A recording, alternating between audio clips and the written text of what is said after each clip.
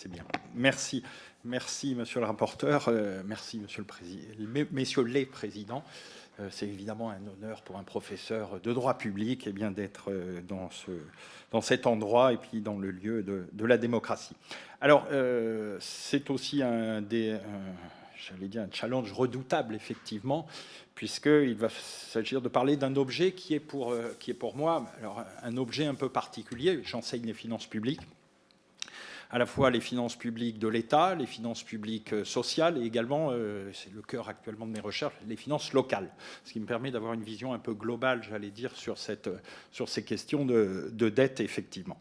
Alors, je ne vais peut-être pas reprendre un certain nombre de points que M. Ferras a évoqués, évidemment. Alors, je suis juriste, évidemment, et le point de vue que je vais adopter sera sans doute un peu différent, effectivement, de ce qui a pu être dit, et je vais me concentrer peut-être sur vraiment les aspects juridiques, ouvrir quelques portes, si vous me le permettez. Alors, sur la définition de la dette, évidemment, on peut la partager, il n'y a pas beaucoup de difficultés. Peut-être ajouter, effectivement, qu'on a commencé à se poser ces questions de définition de la dette, notamment au regard de nos contraintes européennes, puisque c'est à partir du moment où on a commencé effectivement à encadrer les finances publiques de l'État que la question de la dette est arrivée, puisqu'elle est une composante de l'endettement public qui est regardée effectivement par les institutions européennes, et ce depuis la fondation finalement de l'euro à partir de 1992, et avec tout le dispositif d'encadrement à la fois des déficits et de la dette. Alors évidemment, on a des problèmes de définition, et les juristes n'aiment pas les problèmes de définition. C'est toujours de trouver une solution, mais elle est très difficile, à mon sens, en matière de dette sociale. Pourquoi ? Parce qu'on a une confusion, souvent d'ailleurs, j'allais dire de prime abord, entre les déficits publics, le déficit public de l'État. En réalité, c'est vrai qu'on dit déficit public.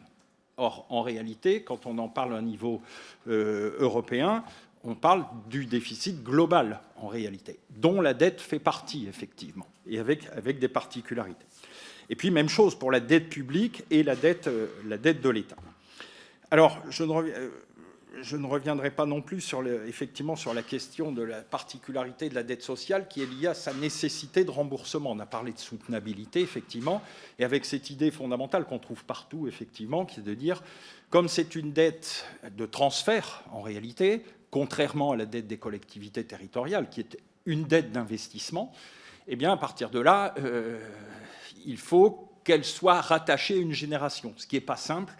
Et je ne suis pas sociologue, j'ai des compétences évidemment beaucoup moindres que monsieur le rapporteur en la matière, mais cette notion de génération future, d'abord, ce n'est pas une notion juridique, évidemment, mais à laquelle on va, finalement, sur lequel on va fonder, en réalité, un certain nombre de mécanismes juridiques. Bon, mais c'est assez souvent le cas en matière constitutionnelle. Alors, il est, à mon sens, effectivement, sur la question de la dette sociale, c'est vrai qu'on l'entend au sens souvent restrictif des régimes de sécurité sociale, avec la dette accumulée par les régimes, et auquel on peut ajouter évidemment le Fonds de solidarité vieillesse, alors que l'UNEDIC, évidemment, ne rentre pas forcément dans le débat, effectivement, sur la dette elle-même. Or, c'est bien de la dette sociale, ce qui pose derrière le problème, évidemment, du champ d'application des lois de financement de la sécurité sociale. Bon, on est plusieurs à le dire, hein, en doctrine, on a été plusieurs à l'écrire. Il va falloir peut-être penser à ne plus parler des lois de financement de la sécurité sociale, mais peut-être des lois de financement de la protection sociale dans un sens plus large. Bon, mais ça dépasse évidemment le débat sur la dette. Alors, j'approfondirai peut-être cette première interrogation dans les débats. Alors, vous nous avez aussi demandé si le cantonnement de cette dette sociale pouvait participer finalement de l'autonomie financière des organismes de sécurité sociale.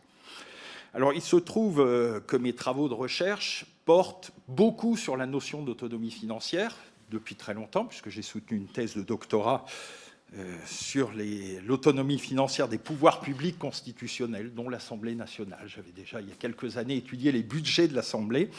J'ai beaucoup travaillé et fait travailler, parce que non seulement je travaille moi-même, mais j'inflige à certains de mes doctorants, enfin c'est toujours en accord avec eux, des thèses. J'ai fait un certain nombre de thèses sur la notion d'autonomie financière, que ce soit des autorités administratives indépendantes, récemment des intercommunalités.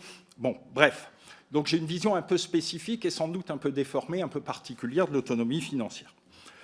Pour moi, l'autonomie financière, et pardon, mon propos sera peut-être un peu choquant, c'est le projet de 67, finalement, qui prévoyait, les ordonnances de 1967, qui prévoyaient qu'on avait 3 caisses autonomes, lesquelles, dirigées par un conseil d'administration, qui devaient effectivement être responsables de leur bon équilibre, d'équilibre de la branche, et qui pouvaient jouer pour cela sur, en réalité, les ressources. Mais ce système n'a jamais été appliqué.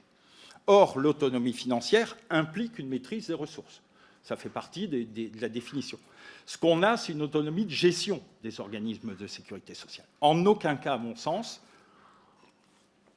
une autonomie financière au sens strict du terme, puisqu'elles n'ont pas la maîtrise. Et j'allais dire de moins en moins, avec, depuis 1991, la CSG, puis la CRDS, c'est-à-dire des impôts affectés, certes, mais sur lesquels les organismes n'ont pas de maîtrise en réalité. Bon, ce sont des outils efficaces, sans doute, mais voilà.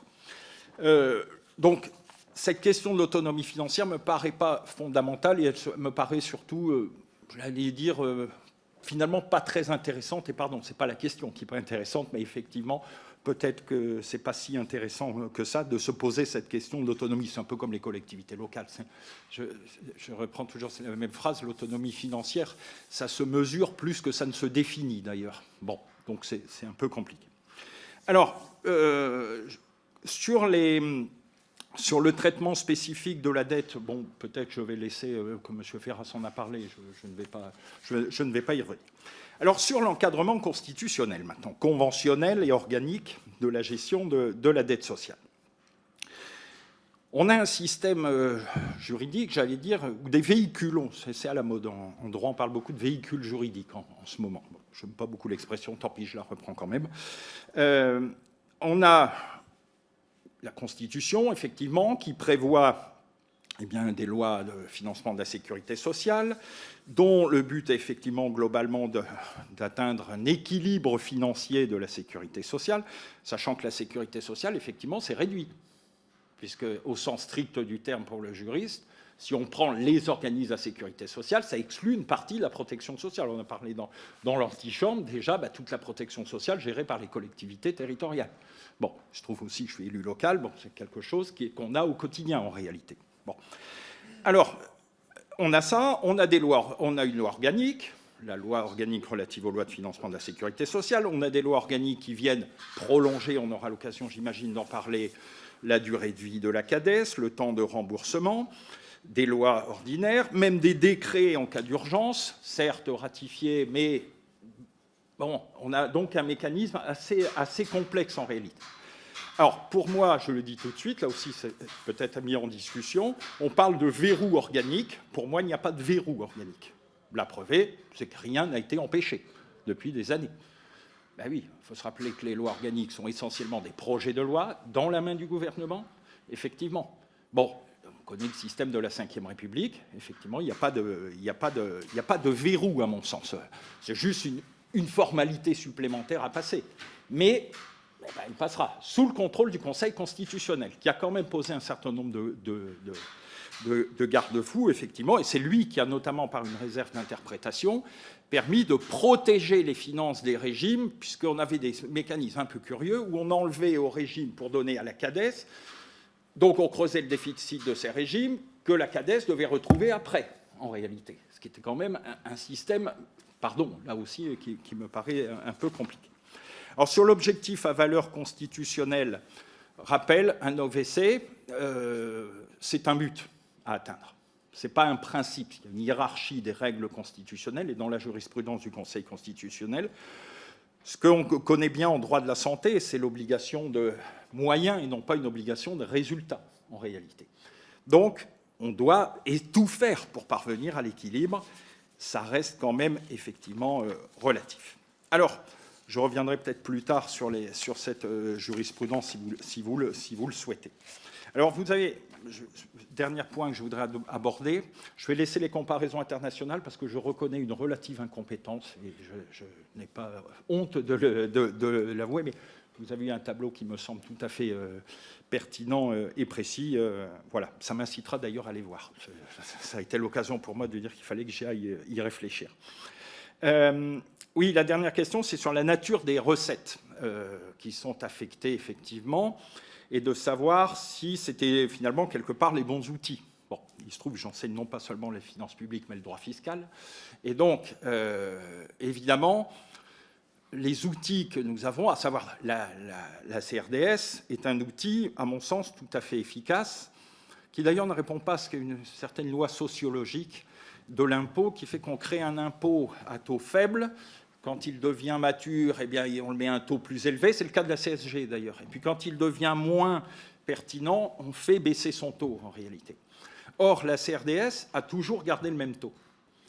Et il y a eu une volonté, à un moment, j'ai perdu la date, de l'augmenter, de la porter à 0,6. Voilà. Ça me paraît être un bon outil. Pourquoi ? Parce que c'est aussi le moyen, peut-être, je suis sans doute optimiste, mais de faire sentir aux Français que la dette sociale, c'est quelque chose, c'est aussi, je ne dis pas qu'ils en sont responsables, parce qu'on n'est jamais responsable d'être malade, évidemment. Mais c'est quand même un outil qui leur permet de dire, oui, voilà, je paye, je contribue. Alors, ce sont des outils très efficaces, parce que, alors évidemment, ce n'est pas des impôts progressifs, effectivement, mais ils sont redoutablement efficaces en termes de rentrée fiscale, en quelque sorte, et je pense que c'est pour ça qu'on garde en réalité ces deux outils. Alors, les arguments, effectivement, peuvent être remis en cause. Voilà. Donc, voilà peut-être quelques réflexions liminaires. J'ai sans doute déjà abusé un peu du temps qui m'était imparti, mais peut-être on va pouvoir creuser certaines réflexions, j'en serais ravi. Voilà. Merci, monsieur le rapporteur, merci, messieurs les présidents.